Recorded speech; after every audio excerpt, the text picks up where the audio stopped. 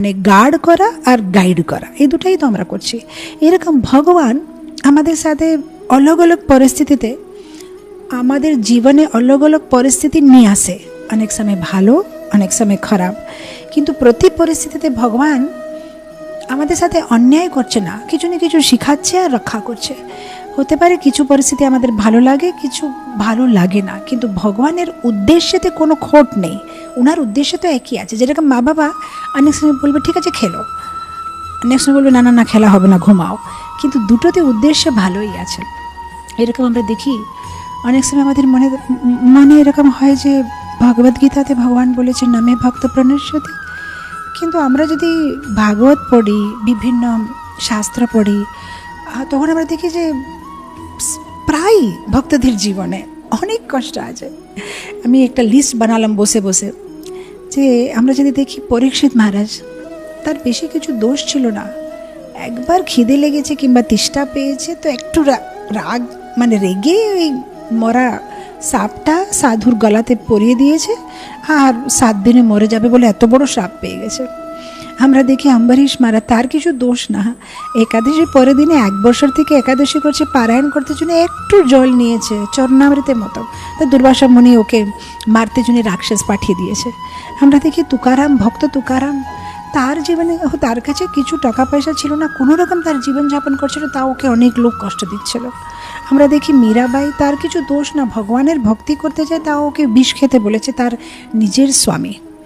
আমরা দেখি জয়দেব গোস্বামী, তার কিছু দোষ নেই, তাও কোনো রাস্তার চোর গেল, 2টো হাত কেটে একটা কুয়ার ভিতরে ওকে জয়দেব গোস্বামীকে ফেলে দিয়েছে।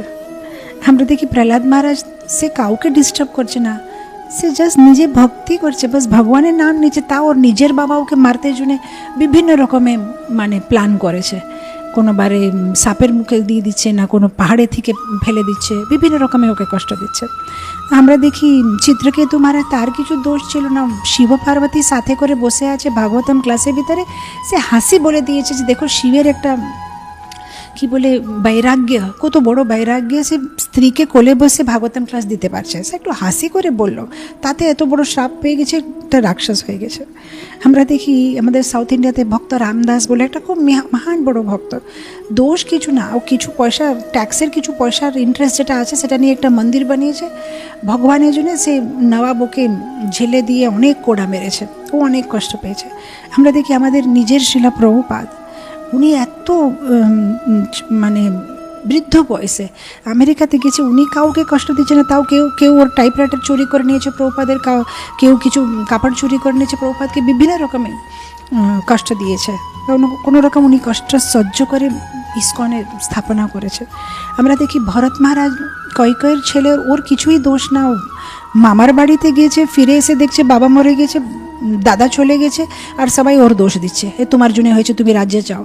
ও রাজ্যে চায় না, ও জানে প্রযুত না এখানে কি হচ্ছে, কিন্তু সবাই ওর উপরে ঘৃণা মানে রাগ করে দেখছে যে কীরকম একটা লোক, এর জন্য সব সমস্যা হলো। আমরা দেখি জড় ভরত, তার কিছু দোষ নেই, তাকে সে কাউকে কষ্ট দিতে চায় না, তাও এরকম একটা সমস্যাতে পড়ে গেছে, আগের জন্মে একটা লেডিকে একটা হিরোনের সাহায্য করছে, সে হিরোনের সাহায্য করতে গেলে সে একবার হিরোনের জন্ম পেয়েছে, একবার জড় ভারতের জন্ম পেয়েছে, ও কত জীবনে কষ্ট পেয়েছে। আমরা দেখি পাণ্ডব, ওরা কাউকে কষ্ট দিতে চায় না, ভালো 5 জন ভালো ভাই, ওরা পাণ্ডু রাজার ছেলেরা ধর্মপরায়ণ, তা ওরা কত কষ্ট পেয়েছে, দুর্যোধন ওদেরকে নানা রকম কষ্ট দিয়েছে। আমরা দেখি ভগবানের নিজে মা বাবা দেবকী বসুদেব, ওদের আবার কি দোষ, বিয়ে হয়েছে, বাচ্চা হয়েছে, সে বাচ্চাকে সে নিজের ভাই এক এক করে মারছে, মেরে ফেলছে বাচ্চাদেরকে, ছেলেরা আবার। আমরা দেখছি আবার বিদুর, তার কিছু দোষ ছিল না, ভালো কথা বলতে গেল দাদাকে যে আপনি এটা কী করছেন পুত্রমোহে, তা সে তাকে বার করা হয়ে গেছে রাজ্য থেকে বিদুরকে, তাও তীর্থযাত্রাতে চলে গেছে। আমরা দেখি ভগবান রাম, ওনার কি দোষ ছিল, রাজ্য অভিষেক হবে কালকে, আজকে বলে দিয়েছে তোমার 14 বছর বনবাস, যাও চলে যাও। আমরা দেখি ধ্রুব মহারাজ, ওনার তো কিছুই দোষ না, ছোট 5 বছরের বাচ্চা বাবার কোলেতে বসবে, তাতেই ওর স্টেপ মাদার ওকে ধাক্কা মেরে দিয়েছে যে তুমি বলতে পারবে না বাবার কোলে, তোমার কোনো হাক নেই। হাক তো আছে, ওই হচ্ছে একটা রাজার ছেলে, কিন্তু বলছে না তুমি বুঝতে পারবে না, যেহেতু আমার গর্ভ থেকে তোমার জন্ম হয়নি। আমরা দেখি কুন্তী দেবী, তার কি দোষ আছে? এই বিয়ে হয়েছে, তারপরে যে বাচ্চা হবে তার আগেই পতিকে শ্রাপ দিয়ে দিচ্ছে কেউ সাধু ছুতে পারবে না, তারপরে কোনো দেবতাদেরকে ডেকে কোনো রকম বাচ্চা হয়েছে, সে বাচ্চাদেরকে নিয়ে এখন জীবনযাপন করবে, তখন দেখছে পতি মারা গেছে। এখনও 5 জন বাচ্চা, একটা মহিলা, সে 5 জন বাচ্চাকে কোনো রকম মানুষ করেছে, কোনো রকম বড় করেছে, তারপরে থেকে জীবনে কষ্টই কষ্ট। কোনোবার বনবাস হচ্ছে, তো কোনোবার দ্রৌপদীর বস্ত্রহরণ হচ্ছে। দ্রৌপদী কত কষ্ট পেয়েছে জীবনে, ওর কি দোষ? ভালো একটা রাজকন্যা, ভালো একটা স্বয়ম্বর করেছে, তার বাবা ভালো একটা ছেলে অর্জুন সাথে বিয়ে হয়েছে, কিন্তু শেষে 5 জনের স্ত্রী হয়ে থাকতে হলো। আর আবার দুর্যোধন, কর্ণ, দুঃশাসন কত অসৎ সভাতে ওর অপমান করেছে। আমরা দেখি বিভীষণ, তার কিছু দোষ না, সে কি দোষ করেছে? সে তো ভগবান রামের নাম নিয়ে থাকছে লঙ্কাতে, তাকে লাত মেরে রাবণ বার করে দিয়েছে, শেষে গিয়ে ভগবানের শরণাগতি নিয়েছে। আমরা দেখি ভগবানের নিজের স্ত্রী সীতা দেবী, তার কি দোষ আছে? সেই রাজ্য সব সুখ সুবিধা ছেড়ে তার স্বামীর সাথে, তার পতির সাথে বনবাসে আছে, সেখানে কোনো রাক্ষস ব্রাহ্মণের রূপে এসে তার অপহরণ করে চলে গেছে। সে কি বুঝবে? ও তো দক্ষিণা দিতে গেছে যে একটু দান করব, তাতে ওকে নিয়ে চলে গেছে। আমরা দেখি অক্রূরের কোনো দোষই নেই, অক্রূর ভালো ভক্ত। ও কংস বলেছে গিয়ে কৃষ্ণকে নিয়ে আসো, ও ভাবছে ভালো জিনিস তো, কৃষ্ণকে যদি নিয়ে আসি তাহলে কংসকে বদ্ধ করবে আর দেবকী বসুদেবকে ও বার করবে কারাগার থেকে। তো সে ভালো উদ্দেশ্যতে গেছে, কিন্তু গোপীরা সবাই ওকে ভুল বুঝেছে যে অক্রূর কত ক্রূর আছে, কৃষ্ণকে নিয়ে চলে গেছে, ওকে দোষ দিয়েছে। গোপীরা অক্রূরকে শ্রাপ দিয়েছে। আবার আমরা দেখি সুদামা, তার কি দোষ?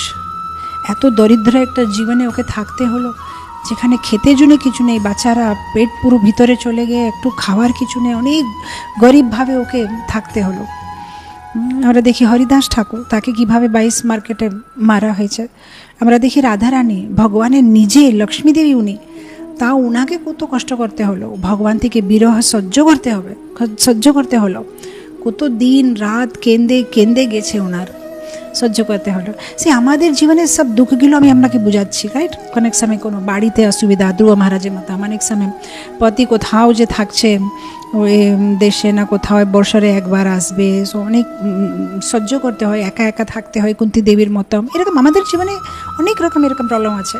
কোনো সময় ফাইন্যান্সিয়াল প্রবলেম আছে, কোনো সময় রিলেশনশিপ প্রবলেম আছে, কোনো সময় ভক্তি করা যাচ্ছে না, কোনো সময় কিছু না কিছু এমার্জেন্সি সিচুয়েশন, কোনো সময় হেলথ খারাপ আছে, না ও এত প্রবলেম আছে।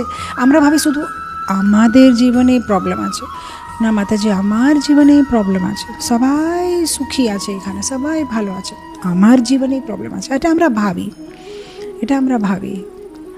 কিন্তু আমরা ভাগবতম যদি পড়ি, আমরা যদি শাস্ত্র পড়ি, আমরা বুঝতে পারি যে প্রবলেম আমাদের না, প্রবলেম হচ্ছে এই ভূলোকের, এখানে দুঃখ আছে, এরকম এটা তৈরি হয়েছে, এরকম এটা বানানো হয়েছে। তো আমাদেরকে কি করতে হবে? সেই জ্ঞানটা নিয়ে এখান থেকে কিভাবে বেরিয়ে যেতে হবে সেটা বিচার করতে হবে।